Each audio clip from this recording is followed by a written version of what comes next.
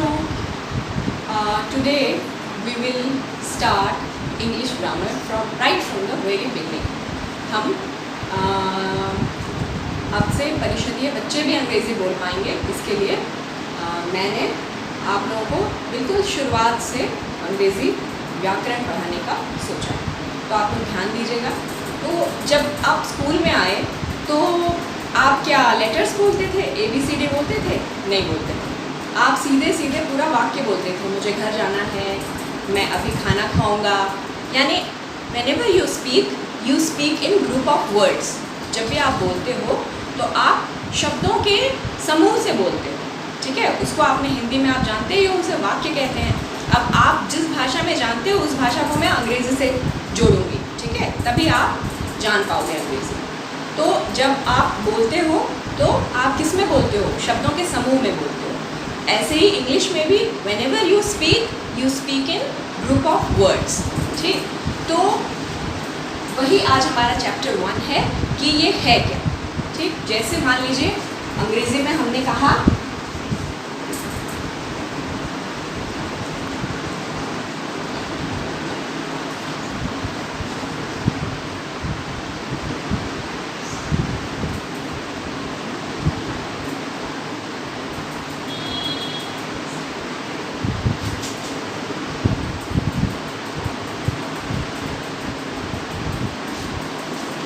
जैसे ये एक सेंटेंस है, एक वाक्य है, little Jack Horner sat in a corner. ये देखिए कई सारे, ये एक एक वर्ड है ना, ये सब तो लेटर है, LITTLE। उसके बाद इन लेटर्स से मिलकर एक वर्ड बना, और ऐसे कई सारे वर्ड का एक ग्रुप बना, तो वो एक पूरा सेंटेंस हुआ। सेंटेंस में देखिए पहला लेटर हमेशा कैपिटल होता है और अंत किससे होता है? एक फुल स्टॉप से। तो ये little Jack Horner sat in a corner, छोटा जैक हॉर्नर एक कोने में बैठ गया। ये आपका पूरे का पूरा वाक्य, ठीक है। तो इसी को हम सेंटेंस कहते हैं इंग्लिश में। क्या कहेंगे? सेंटेंस मतलब क्या होता है? Group of words that make complete sense, ठीक। Group of words that make complete sense. Complete sense यानी जिसका सेंस मतलब जिसका कोई मतलब निकले। ऐसे ही नहीं कि आपने कह दिया रेलगाड़ी, खाना, पानी, सड़क। ये भी तो शब्दों का एक समूह ही है, लेकिन इससे आपको कोई उसका मतलब नहीं, उसका भाव समझ में नहीं आया। तो ऐसे ग्रुप ऑफ वर्ड्स जिसका कोई सेंस निकले, that makes complete sense, is called sentence, ठीक है। तो ये आपको समझ में आया? Group of words which that makes complete sense is called a sentence, ठीक है। ये पहली इकाई हो गई किसी भी भाषा को बोलने के लिए। भाषा को बोलने के लिए तो लेटर्स पहले जानना चाहिए, लेटर से शब्द बनता है और शब्द से फिर ग्रुप ऑफ शब्द मिलकर फिर सेंटेंस बनता है, और सेंटेंस के ही द्वारा फिर हम अपने भावों को दूसरे व्यक्ति तक पहुँचाते हैं, ठीक है। ये कम्युनिकेशन का एक जरिया है। इसमें आगे हम लोग ये पढ़ेंगे अब काइंड्स ऑफ सेंटेंस। क्या पढ़ेंगे? Kinds of sentence.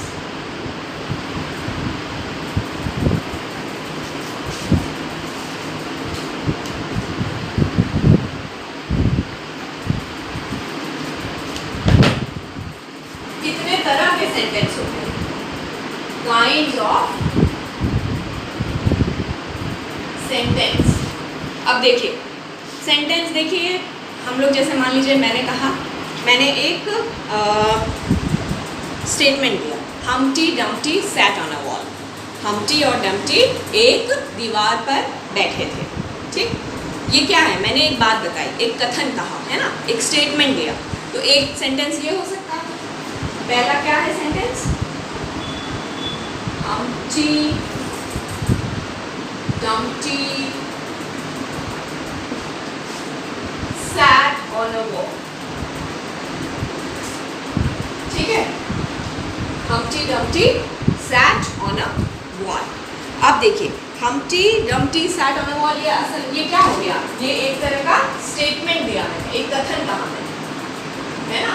तो ये एक तरह का ये सेंटेंस होते हैं जिसमें खाली एक कथन का एक स्टेटमेंट दिया जाता है, एक असर्शन किया जाता है, ठीक। उसके बाद दूसरी तरह का सेंटेंस क्या हो सकता है? Where do you live? Where do you live? इस तरह के सेंटेंस देखिए, इस तरह के एक मार्क से, क्वेश्चन मार्क से, प्रश्नवाचक चिन्ह से खत्म होते हैं, ठीक है। Where do you live? अब इसमें मैं क्या कर रही हूँ, मैं एक प्रश्न पूछ रही हूँ, अब ये आपको प्रॉम्प्ट करेगा कि आप एक आंसर दें, वहाँ से उत्तर दें। तो ऐसे सेंटेंस जिसमें आपसे कुछ जवाब मांगा जा रहा है उसको प्रश्नवाचक कहते हैं, हिंदी में आप जानते ही हैं कि ये क्या है, ये किस तरह का सेंटेंस है, क्वेश्चन, ये क्वेश्चन पूछ रहा है, ठीक। तीसरे तरह का सेंटेंस क्या हो सकता है? जैसे मैं आपसे कहूँ कीप क्वाइट, ठीक है, ये कमांड है, मैंने आपको डायरेक्शन दिया कि आप शांत बैठिए, है ना। Keep silent, keep quiet, be quiet, ठीक है। या फिर प्लीज़ मुझ पर दया कीजिए, हैव मर्सी अपॉन अस, तो एक रिक्वेस्ट हुआ। तो ऐसे वाक्य जिसमें या तो कमांड किया जा रहा हो या रिक्वेस्ट की जा रही हो, ठीक है, एक तरह का ये क्वेश्चन हो एक तरह का सेंटेंस ये हो सकता है। जैसे इसी तरह का सेंटेंस हो गया बी क्वाइट, ये क्या हो गया, कमांड या रिक्वेस्ट, कमांड या रिक्वेस्ट,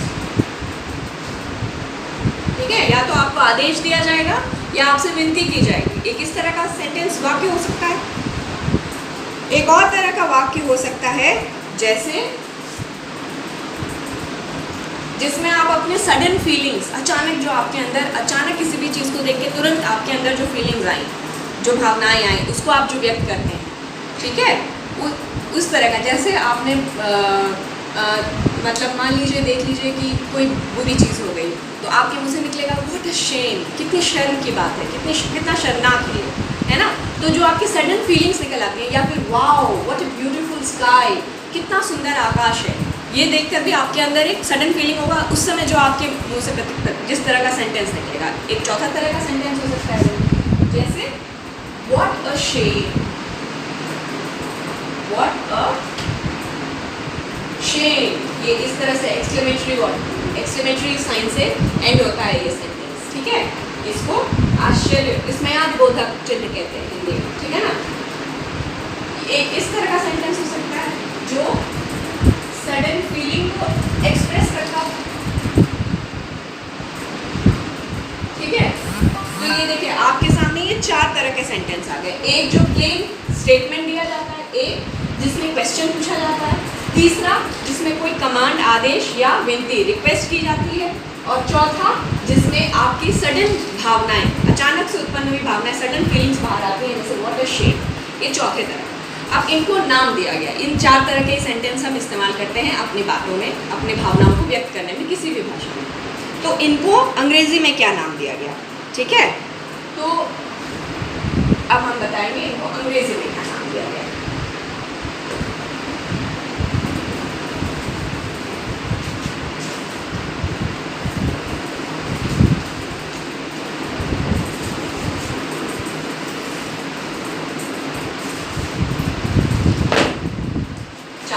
सेंटेंस हमने पढ़ा 1 2 3 4। पहला था प्लेन स्टेटमेंट, है ना।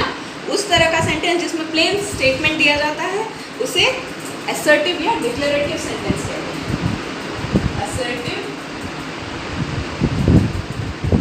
असर्टिव सेंटेंस या डिक्लेयर यानी घोषणा की जाए, जिसमें डिक्लेरेटिव सेंटेंस कहा जाता है पहले तरह के सेंटेंस को, ठीक है। फिर दूसरे तरह के क्वेश्चन को, जिसमें क्वेश्चन पूछा गया था, उसको कहते हैं इंटरोगेटिव सेंटेंस।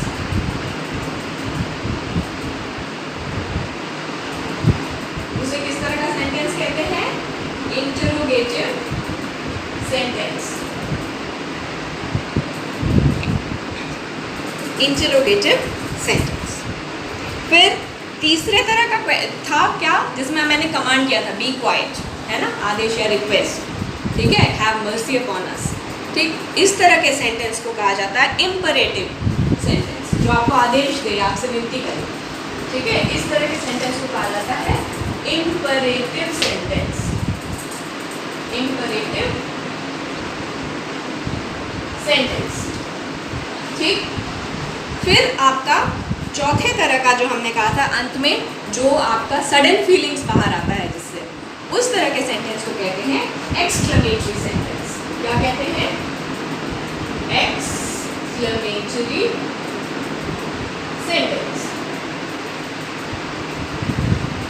ठीक है, तो आज के चैप्टर में हमने क्या पढ़ा? सबसे पहले हमने जाना कि सेंटेंस किसे कहते हैं। Group of words that make complete sense is called sentence. ठीक, फिर हमने काइंड्स ऑफ सेंटेंस पढ़ा, 4 तरह के सेंटेंस। एक पहला जिसमें प्लेन स्टेटमेंट दिया जाए, ऐसे को डिक्लेरेटिव सेंटेंस कहते हैं, है ना। ऐसे सेंटेंस जिसमें वी मेक स्टेटमेंट और असर्शन इज कॉल्ड डिक्लेरेटिव और असर्टिव सेंटेंस। दूसरे तरह का हमने जिसमें क्वेश्चन पूछा, the sentence in which we ask question, that type of sentence is known as interrogative sentence. और तीसरा अ कमांड और अ रिक्वेस्ट और एंट्रीटिव, है ना। इस तरह के सेंटेंस को हम क्या कहते हैं? Imperative sentence. और चौथा तरह का sentence, the sentence which expresses our sudden feeling, इस तरह के सेंटेंस को कहते हैं एक्सक्लेमेटरी सेंटेंस। ठीक है, तो आज आप सेंटेंस और उसके काइंड ऑफ सेंटेंस को याद करेंगे, और इन चारों तरह के सेंटेंस के 3-3 सेंटेंसेस आप राइट करेंगे, और उसको जो समूह बना हुआ है ऑनलाइन समूह, उसमें आप लोग प्रेषित करेंगे। ठीक है।